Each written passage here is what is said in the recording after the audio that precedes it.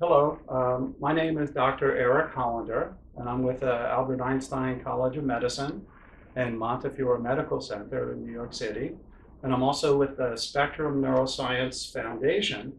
So, as part of the foundation, we're very interested in looking at mental health issues and symptoms that cut across different conditions. And we're interested in trying to develop breakthrough new treatments, but also to talk a little about how the media and how public perception really influences the way that we see these different spectrum neuroscience type issues. So I'm really pleased to be with David Russell, who's probably the most outstanding American filmmaker these days, and who's portrayed a number of really important mental health issues and psychiatric disorders in his films, like Silver Linings Playbook. So, David, thanks for joining us. Thanks, Dr. Hollander.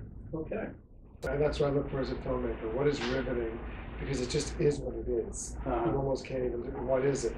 And when I found ourselves in Philadelphia, I found it was such a specific culture, the Eagles culture, with such specific passion and such specific history, that I found it fascinating. And every household had a different story, and a different superstition, and a different compulsive behavior that was required on game days or rituals, which is a sort of kind of normalized or acceptable borderline behavior. People who paint their faces green or do things. I mean, sports is a place where you're allowed to go and express some of your wilder aspects, either as a participant in sports or as a fan. And that's a very alive part of us. I mean, Freud wrote Civilization and Its Discontents. The main point of which is that we're all sitting on a mountain of wildness inside of ourselves. We're filled with wildness of generations of wild animals and untamed impulses. And it's held together by a veil of civilization. So it's interesting how we have a relationship with what is not normally. Sometimes the civilization can kind of flatten the life out of you. So it's a balance, those faced with challenges, because they want to participate, they want to be civilized, and they want to be engaged in society and learn how to do that, which is crucial and critical. But they also want to maintain their own individuality and aliveness. Eagle's culture was a big part of that household's individuality. And De Niro's character had so much of what he's played over the years as an actor in terms of the intensity and the craziness and sort of a lovableness, nevertheless. That and there's compulsive gambling involved in that, and there's superstitions in gambling, and people don't typically think of that as a mental health issue, but if you've been up close and personal with it, with someone who has a gambling problem, it's most certainly a mental health issue. Right. I guess it is all sort of a balancing act, and you talk about civilization, sort of balancing people's primitive, volatile type influences, and even in brain circuitry, you have all the limbically driven impulses or the striatally driven habits, for example. Now, what's limbic? But the limbic system is the emotional, the primitive reptilian brain that drives desires like food and sex, but also aggression and intense emotion. And you have the frontal lobe sort of regulating that, and it's all about balance between different systems, whether it's inside or outside the body, or even if it's different parts of the brain, really having to sort of coexist in balance as well. You said the limbic system, and then you said the striatic system? Right, so the limbic system is the sort of the primitive emotional brain. The striatal or the basal ganglia system is involved in sort of trial and error learning. It's how the brain automates behavior to be more efficient, and how individuals learn through trial and error to develop routines that become automatic, and those routines can either be destructive habits or can be positive habits as well that allow you to be more efficient. That's the same basic striatal circuitry. And then there's the frontal lobes that are involved in more goal-directed behavior and sort of regulate these other regions of the brain. So, I'm not sure I understand the striatic.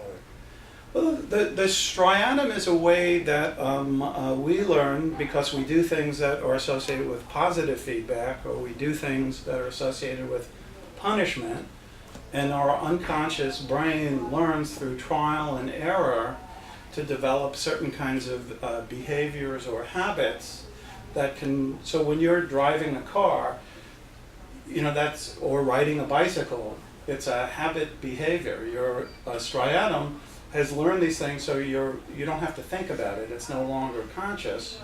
All of these things are going on in an unconscious, automatic fashion, which relieves your frontal lobes to deal with other kinds of issues. The problem is that sometimes the brain develops these habits, and that those habits can be destructive and continue even though they're no longer being rewarded by the environment. So what are examples of some habits? Well, habits could be obsessive compulsive behavior. So De Niro superstitious habits of wanting to hold the television remote in a certain way because that may be associated with a good or a negative outcome with the Eagles, as an example. Or it could be... well, that's where habits become sort of OCD. Right, almost. right. Yeah. But it turns out that these same habits occur whether they're OCD behaviors or whether they're addictions, because addictions are just learned habits as well. And the striatum sort of automates those behaviors so they occur without really thinking. By striatum, you mean it's a part of the brain? Yeah, the basal ganglia, or we call it the striatum. Where is that located? That's sort of right in the middle, and it's kind of so it sits underneath the frontal cortex, and but it gets signals from the limbic system, and but it's the key circuit and region that drives all kinds of compulsive behaviors and all kinds of impulsive behaviors. So this is almost making me think of the animated film that came out last year called Inside Out, Right. where there are lots of different aspects that are competing with each other Right. in their minds. Well, absolutely, and that's what's so fascinating is that you can have different brain systems driving you towards very different emotions or different behaviors at the same time, and that they may be working in concert, or they may be working at cross purposes as well. We may not understand why we're doing certain things, we may not have conscious awareness about that, but that these other brain regions may be driving behaviors or driving thoughts that may not be the most productive, but nevertheless continue over and over again. Have any kind of final take-home messages for the viewers? I just really very much appreciate your work that you do. And it's very special to find doctors and hospitals that are humane and patient and curious about how every case of mental health is different. It needs to be handled with care and with hope, and to appreciate the gains and not try to dwell on the limitations. So that to me is the whole positiveness of your work. Well, that's very kind of you, so thanks very much. So I'm Dr. Eric Hollander at Spectrum Neuroscience Foundation, and I'm here with David O. Russell, and we've been talking about his views on these issues and the films that really have had a major impact on the public. Thank you. Thank you, Dr. Okay.